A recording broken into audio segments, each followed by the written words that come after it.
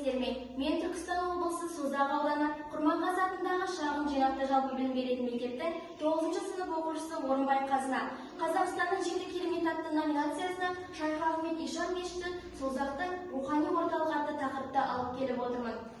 Біздің бұл тақырыптағы басты мақсатымыздың бірі Қазақстанның тарихи, мәдени және рухани құндылықтарын арттыру және оны насихаттай отырып, Қазақстанның жеті кереметіне ұсыну. Және де Ишан мешіті жобасының өзектілігінің бірі оның дәстүрін сақтау және де оны тек қана діни бағытта ғана емес, мәдени бағытын да жоғарылата көрсету болып саналады. Және де біз осы алға қойған мақсатқа жету әдістеріміздің бірі ол интернет болып саналады. Қазіргі уақытта көптеген дүниелердің барлығы интернет желісінде көбірек таралады. Сондықтан да мен осы мешіт жайлы суреттерді, видеоларды және мәліметті үш тілде, яғни ағылшын, орыс, қазақ тілінде жариялаған болатынмын. Бұл желілердің бірі TikTok, Instagram және YouTube арналары болып саналады. Және де Созақ, сырлы Созақ деп айтып отырмыз. Бұл жерде Түркістанның солтүстігінде орналасқан, сол облыстың 35%-ын алып отырған Созақты, яғни ең ірі аудандардың бірін есімізге алсақ болады. Шайх Ахмет Ишанұлы, яғни бұл кісі кім? Бұл кісі Ноғай Ишан азан шақыртып қойған есімі, ол Шахи Ахмет болып саналады. Ол біздің Қазақстанымызда дін насихаттаушысының бірі болып саналады.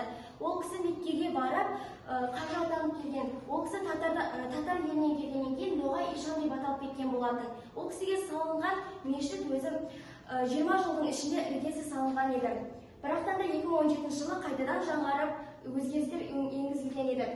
Жұмыстың ғылыми және практикалық құндылығы. Біз бұл жерде мешіттің тарихи және мәдени құндылығын ғылыми деректер негізінде дәлелдеу ретінде көрсете аламыз. Және де бұл жерде біз туристік тартымдылықты арттыру және де ең бастысы сәулеттік ерекшеліктерді сипаттау. Оның ішінде орталық Азия мен орыс стилін үйлесімі болып саналады.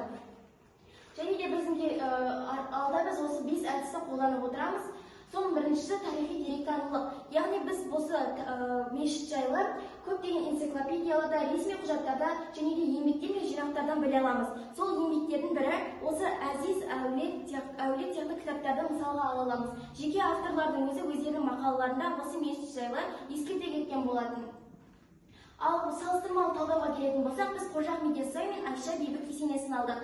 Олардың ұқсастықтары, өрнектері, жазулары және салу әдістері болса, ал айырмашылықтарының бірі болса, Шайх Ахмет мешіті ол бізде ғибадат орны болса, ал Қожа Ахмет Яссауи мен Айша бибі ол бізден ескерткіш ретінде, мұра ретінде қалған болатын.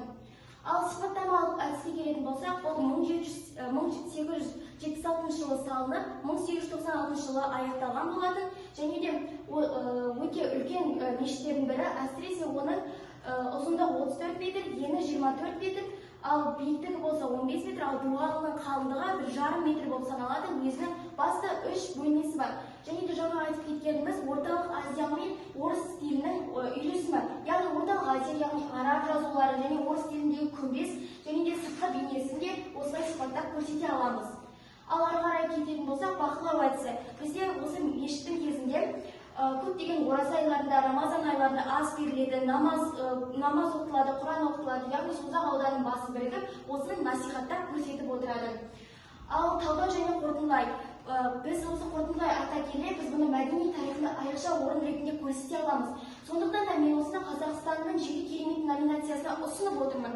Және бұны біз мойындауымыз керек. Тек қана діни орын ғана емес, бұны тарихи, мәдени және рухани жанры жоғары жер деп ұсына аламыз. Біз бұны болашақ ұрпаққа да насихаттау үшін осы номинацияға ұсынып отырған болатын едім. Сондықтан да осы жерге келіп, осы жерді бақылап, және де басқа жастардың да осы жерді білу үшін осы номинацияны ұсынуымыздың бірі ең басты мақсаты болып саналады.